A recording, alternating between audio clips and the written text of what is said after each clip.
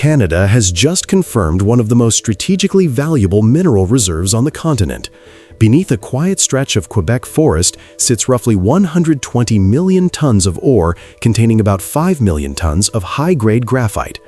In a world where lithium and cobalt often take the spotlight, it is graphite that determines who actually controls the EV battery chain and who holds leverage over the next generation of industrial power.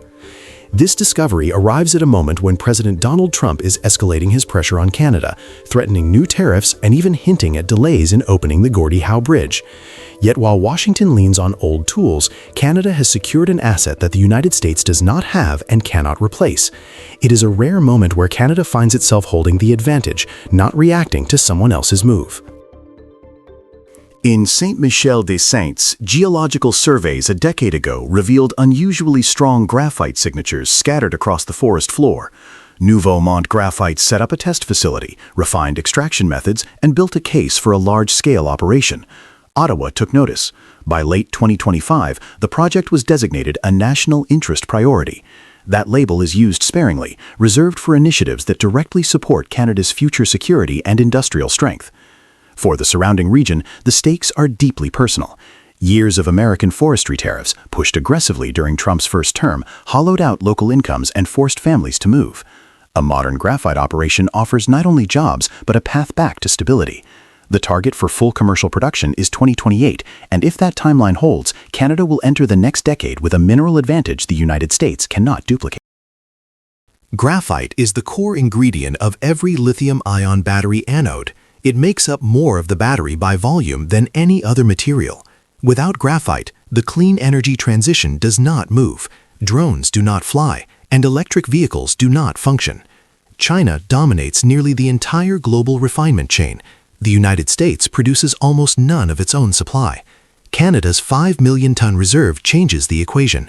It provides a democratic, G7-based alternative at a scale large enough to support both domestic and continental manufacturing. Prime Minister Mark Carney has been building a new minerals framework grounded in independence and long-range planning. Permitting timelines have been tightened, environmental assessments modernized, and partnerships expanded with Europe and Asia. By classifying the Quebec mine as a national interest project, Ottawa is signaling to industry and allies alike that graphite is no longer just a commodity, it is a strategic foundation for Canada's economic security. The deposit is large enough to justify new refining operations and downstream manufacturing in Quebec and Ontario. This aligns with Carney's broader push for supply chain sovereignty during a time when global systems feel increasingly unstable. The United States is racing to build its EV and advanced battery sectors, yet it lacks the most essential ingredient. China's tightening export controls in 2023 and 2025 sent shockwaves across American automakers.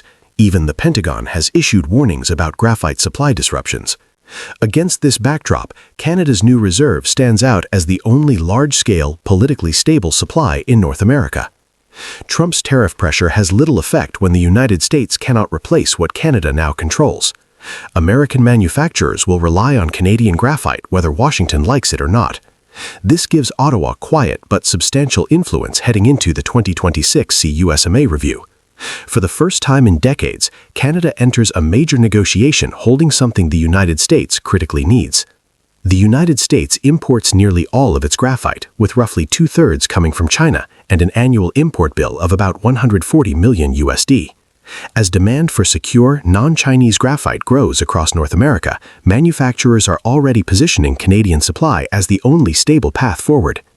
Recent trade data shows Canada already exports graphite to the US in modest but growing volumes, and Canadian origin graphite has historically been priced more competitively than other imports, averaging around $734 USD per ton, compared with the much higher US import average of roughly $1,900 USD. Losing access to that future stream would force Washington back into higher-cost Chinese sourcing. Based on current prices and projected demand, the financial hit would be immediate. Annual raw material costs would rise by at least $120 million USD, and once EV delays, factory slowdowns, and battery price spikes are counted, total losses could easily surpass $400 million USD every year. For an industry already struggling with inflation and supply chain uncertainty, that is a strategic vulnerability the US cannot absorb. The timing of the discovery intersects with another major shift. China is using buying power to pressure the United States and weaponizing export controls in targeted sectors. Trump's renewed confrontation with Beijing has pushed the two countries into a fresh cycle of retaliation. Canada, however, is carving out a different path. Carney's diplomatic outreach to China has opened channels that serve Canada's mineral interests without compromising security principles. At the same time, Canada is strengthening partnerships with South Korea, Japan, and the European Union. A 5 million-ton graphite reserve gives Ottawa credibility in these relationships. Canada becomes a connector and a stabilizing force, not a passive participant. The symbolic weight of the mine is enormous. A region weakened by American trade actions is now central to Canada's most forward-looking industrial strategy. Instead of pleading for tariff relief, Quebec is building the supply chains of the future. Families return, businesses invest, and a sense of local pride resurfaces. The discovery shows how Canada can grow stronger, not by mirroring American tactics, but by building long-term advantages grounded in resources, technology, and stability. If Canada executes the full vision, several outcomes come into view. Canadian graphite becomes the backbone of Western EV production. Canada gains real negotiating power in the CUSMA review, no longer boxed in by American demands. New processing plants rise in Quebec and Ontario, attracting foreign investment. And if Washington continues to rely on pressure instead of partnership, Canada has the option to deepen its ties with Europe and Asia, forming parallel battery corridors that bypass the United States. A future where Canada is indispensable to global clean energy becomes entirely plausible. Canada's graphite discovery is more than a mineral win. It is a turning point in the economic relationship with the United States. For decades, Washington shaped the terms and Canada absorbed the impact. Today, the strategic value of graphite reverses that dynamic. America needs what Canada has. China is watching the shift. And Canada is stepping into a position of influence that reflects its real strengths rather than its old vulnerabilities. The question for Washington is simple. In a world where Canada controls the mineral the United States cannot replace, does Trump adapt or double down on a strategy that leaves America increasingly exposed? Canada has already made its move. The next move belongs to the United States. Canadian Prime Minister Mark Carney has announced that he will visit China in the new year following a bilateral meeting with Chinese President Xi Jinping on the sidelines of the APEC Leaders Summit. In Jeonju, South Korea, under the bright lights of the APEC 2025 summit, the cameras flashed as Prime Minister Mark Carney stepped onto the stage. His announcement was brief but historic. He would visit China in the new year. For most viewers, it seemed like another diplomatic headline. But to those who understood the currents of global politics, it was something deeper, a sign that Canada was quietly changing its place in the world. Carney's calm delivery masked a bold strategy. While President Donald Trump was using tariffs to pressure allies and rivals alike, Carney was opening a new door, not to challenge Washington directly, but to give Canada room to breathe. His upcoming visit to China, confirmed after a 40-minute private meeting with President Xi Jinping, marked what he called a turning point in Canada-China relations.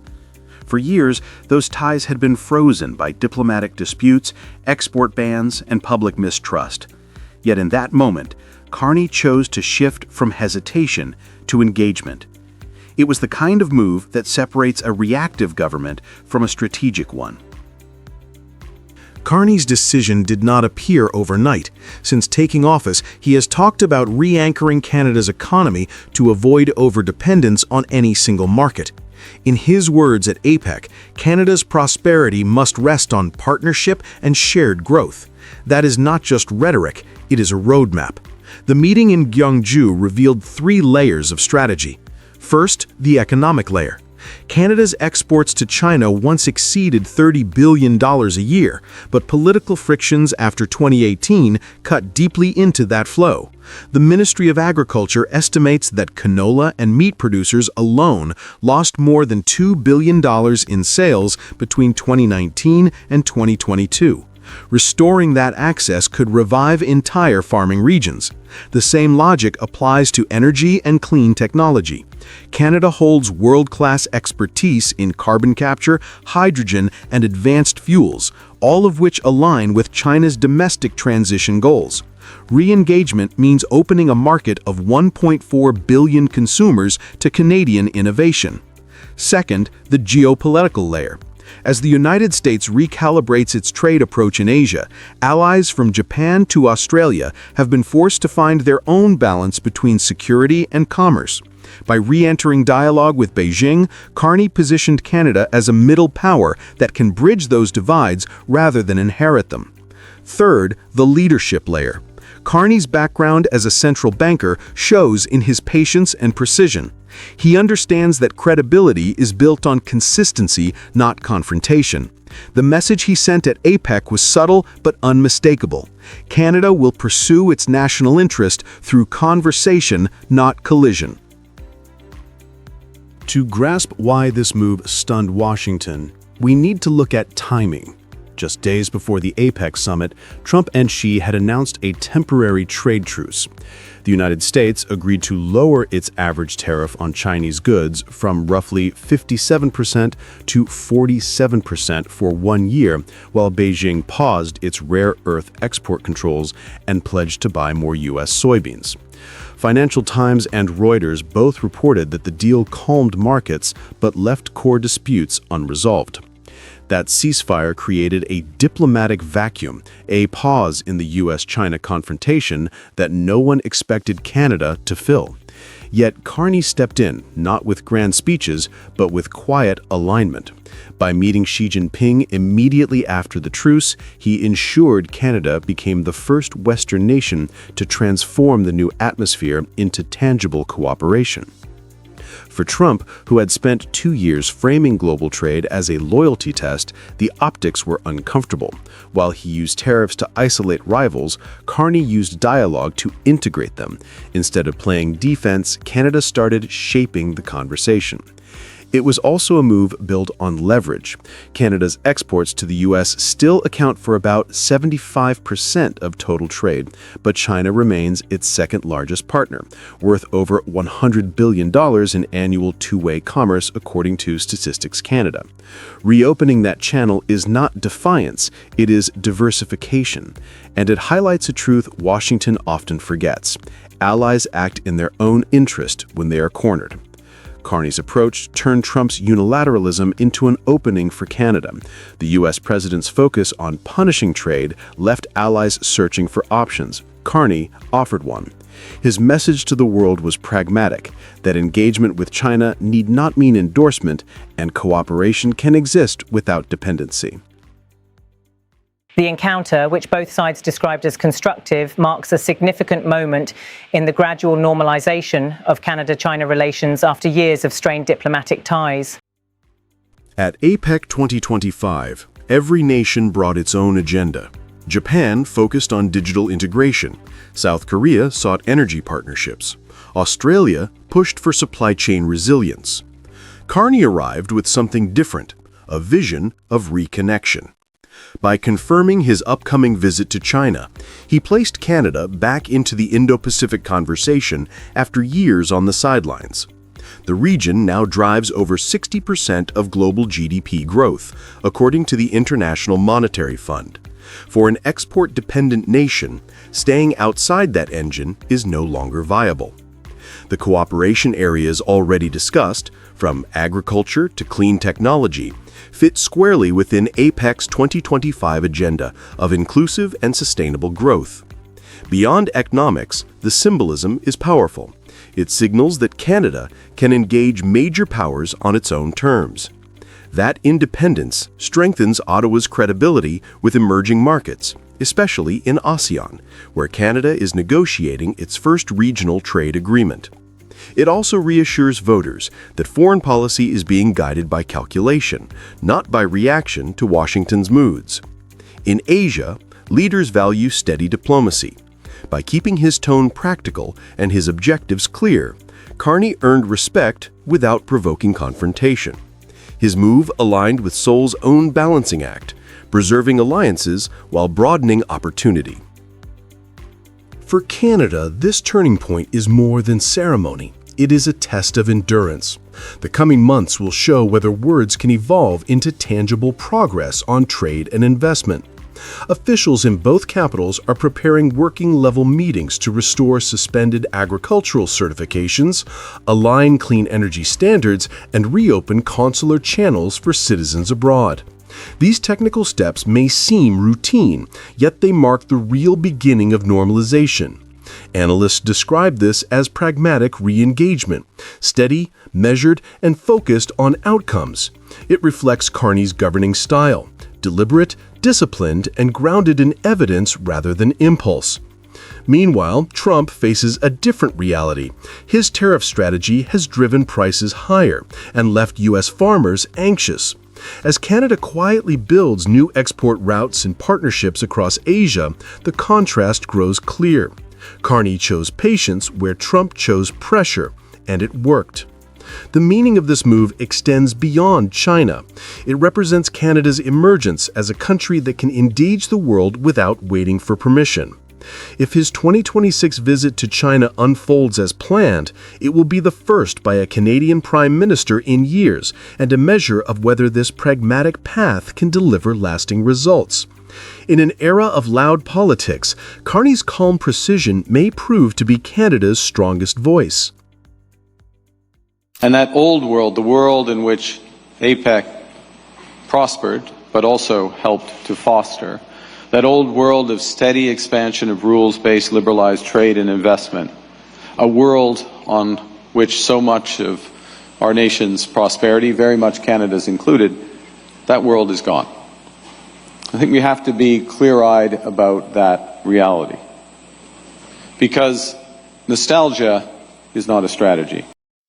At the 2025 APEC summit in South Korea, most speeches followed the familiar rhythm of global diplomacy, vague calls for cooperation and stability.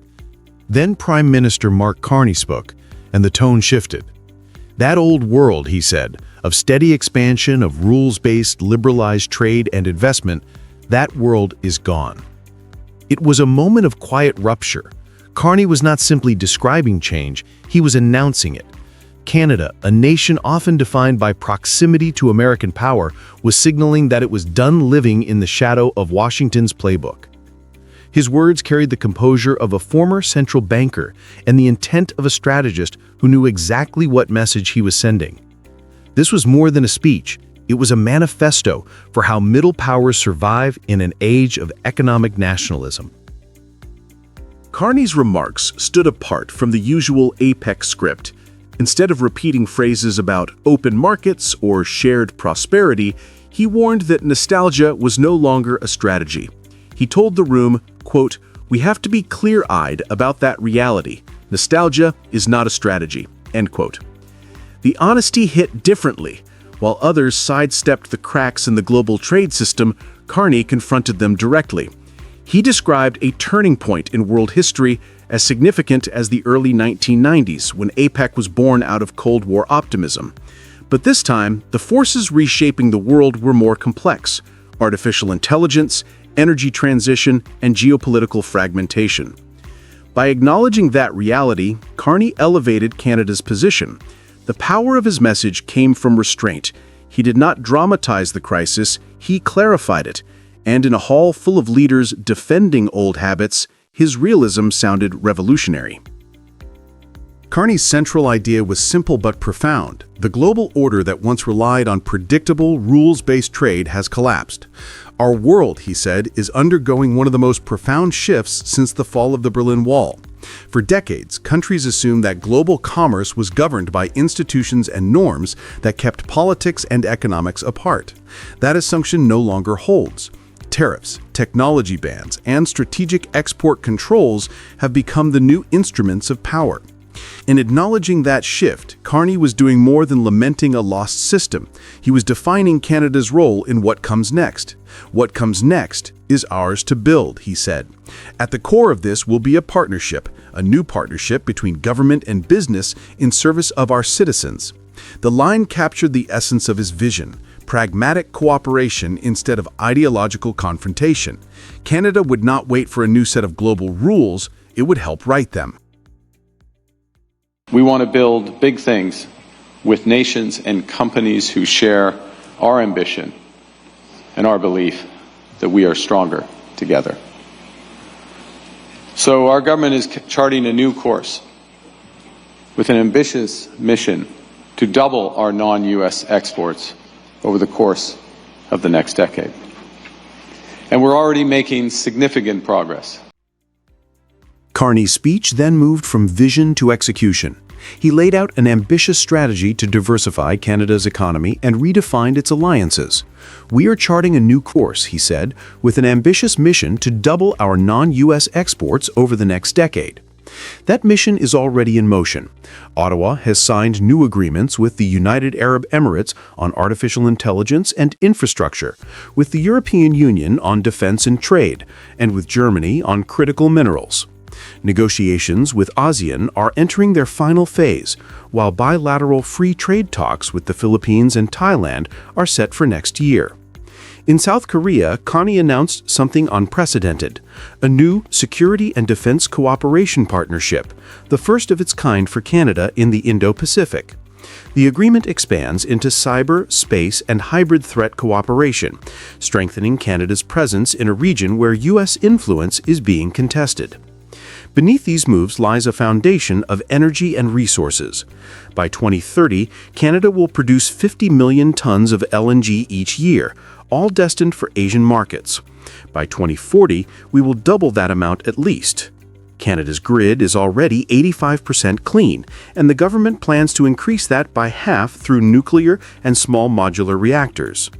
In Toronto, Carney noted that Canada would soon announce over 20 new investment deals in critical minerals, totaling almost $2 billion of support. These are not small gestures. They are structural bets on the future of supply chains. Throughout the address, Carney never mentioned the United States by name. He did not need to. Every sentence contrasted with Washington's current playbook. Certainty, he said, is the greatest currency in commerce. It was a statement aimed squarely at a trading system increasingly defined by unpredictability. Under President Trump, U.S. policy has become reactive, imposing tariffs, revising deals, and turning trade into a test of loyalty. For investors and allies, this constant recalibration has created doubt. Carney's Canada is positioning itself as the antidote to that volatility. You crave in an uncertain world the certainty you deserve, he told the audience. His point was unmistakable. Canada offers what America no longer can: stability, reliability, and respect for the spirit of agreements, not just their letters. This was a diplomatic warning cloaked in optimism. If Washington continues to use economic coercion as a political tool, its allies will chart their own paths. And Ottawa is already leading the way through its outreach to Asia, partnerships in Europe, and resource diplomacy across the Indo-Pacific. The deeper message of Carney's speech was about identity. Canada is redefining itself not as a dependent economy, but as a builder of trust in an unstable world. He described a nation rich in both resources and intellect. We have more than 2 million STEM graduates, he said, the most educated workforce in the world per capita. Canada's financial strength gives it leverage few realize. Its pension funds control roughly $3 trillion in capital, among the largest in the world. 40% of all listed mining companies are headquartered or listed in Canada, anchoring a global network of resource investment. Carney tied this capacity to a moral argument that Canada's advantage lies in doing business with integrity. Certainty comes not only from agreements, he said, but also from trust, from partners who respect the spirit and the values behind agreements. This was not just economic positioning, it was soft power reframed as industrial strategy. When Carney ended with the words, "Canada is ready to build the new architecture for trade and investment," it felt like both an invitation and a declaration. He was offering an alternative model of power, quiet, consistent, and credible. His vision does not challenge Washington with confrontation, but with contrast. Where the U.S. measures strength in tariffs and leverage, Canada measures it in reliability and foresight. Carney's tone was not emotional, yet it stirred something deeper. The sense that smaller nations can still shape global systems if they act with purpose. The applause that followed was polite, but the message lingered long after.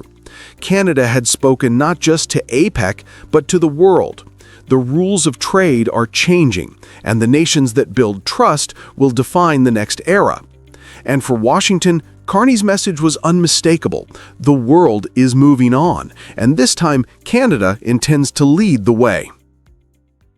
Donald Trump says he doesn't want to see you at all at APEC.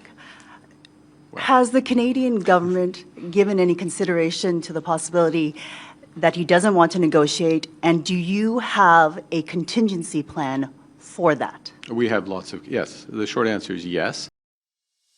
Mark Carney didn't raise his voice or strike back. Standing before reporters in Kuala Lumpur, the Canadian Prime Minister responded to Donald Trump's latest outburst with quiet precision.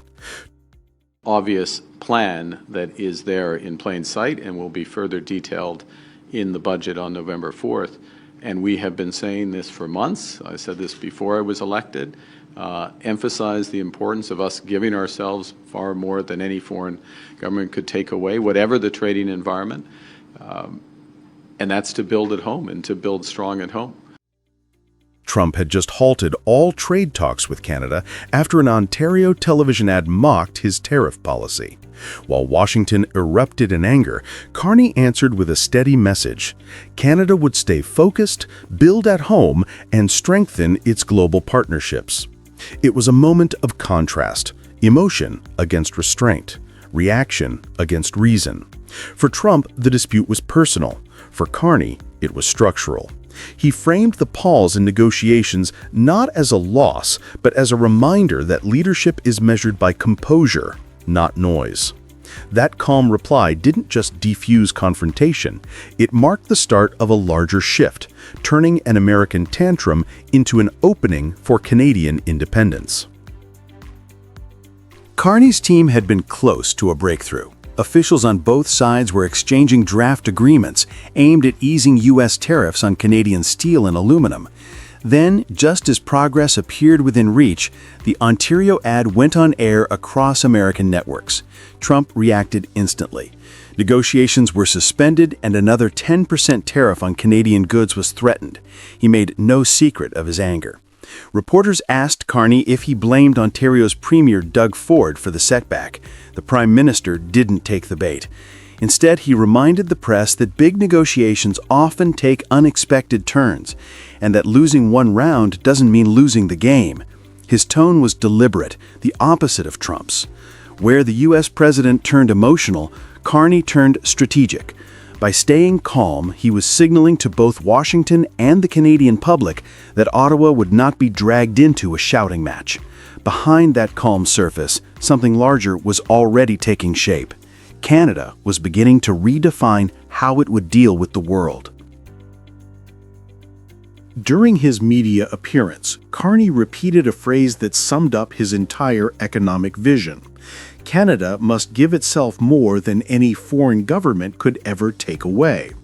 It was more than political reassurance, it was the outline of a national strategy, a plan to rebuild Canada's industrial base and shield it from unpredictable trade shocks. Carney revealed that his government would soon unleash hundreds of billions of dollars of investment at home, with details to be presented in the federal budget on November 4. This was not rhetoric, it was a clear signal that Canada would respond to trade aggression not with retaliation, but with reconstruction. In practice, this meant new funds for manufacturing, technology, and energy projects designed to make Canadian supply chains self-sufficient. Ottawa's approach contrasted sharply with Washington's. Trump used tariffs to punish competitors. Carney used investment to strengthen domestic capacity. The symbolism mattered. The U.S. tried to close doors. Canada began building its own foundation. What looked like an economic setback became the start of a national reset. Carney's speech also revealed how deeply he understands the structure of North American trade. At one point, he pointed to aluminum, a product few outside the industry pay attention to, yet central to U.S. manufacturing. Canada supplies about 60% of the aluminum used by American factories. That metal is produced mostly using clean hydroelectric power from Quebec, which Carney said carries the energy equivalent of 10 Hoover dams. In other words, the U.S. benefits enormously by importing aluminum from Canada rather than producing it with its own fossil fuel electricity. By cutting off that supply, Trump's tariffs risk raising costs for American automakers, airplane builders, and construction companies, all industries that depend on Canadian inputs. Carney's point was clear. The U.S. and Canada are not rivals in this equation. They are two sides of the same industrial system. By targeting Canada, Trump was in effect taxing his own supply chain. This quiet economic logic cut deeper than any political statement could. It showed that leadership isn't about volume or emotion. It's about understanding how the system really works and knowing when to let the numbers speak for themselves. As tensions with Washington rose, Carney's focus shifted eastward. In Kuala Lumpur, he met Malaysia's Prime Minister, Anwar Ibrahim, his fourth ASEAN leader in just a few days. From there, he moved on to Singapore for meetings with business leaders before heading to South Korea for the APEC summit. While Trump was threatening new tariffs on allies, Carney was welcomed across Asia as a partner who valued stability. At the ASEAN summit, he announced that Canada aims to increase non-US exports by 50% over the next decade, about $300 billion as part of its Indo-Pacific plan. He also confirmed a meeting with China's President Xi Jinping at APEC, the first between the two countries' leaders in 3 years. The talks would cover trade, technology, and the global economic system. Each stop sent the same signal. Canada is no longer waiting for Washington's approval. While the U.S. builds walls, Ottawa builds bridges, and much of Asia is ready to meet halfway. By the time Carney wrapped up his press events in Asia, the message had become unmistakable. Trump's trade war, once meant to project American strength, had instead weakened the country's leverage among its closest allies. For Canada, the fallout became an opening. Trump's anger gave Carney the space to present a different kind of leadership, one that combined patience with purpose. By focusing on long-term strategy rather than short-term politics, Canada began to emerge not as a victim of tariffs, but as a model of economic composure. Analysts noted the irony. The U.S. tried to isolate Canada through tariffs, yet ended up isolating itself as Canada deepened ties with Asia and Europe. American firms still rely on Canadian energy, aluminum, and technology components, meaning any prolonged tariff fight hurts U.S. producers first. Carney reminded Canadians that progress had been made, that the door remained open, and that the best response to economic pressure was national resilience. The trade war revealed two opposing philosophies of power. One relies on anger and control, the other builds through stability and quiet confidence. When Trump halted talks, many thought it was a setback for Canada. Weeks later, it proved the opposite. Canada had turned crisis into strategy, using patience as leverage and composure as strength. The lesson is simple.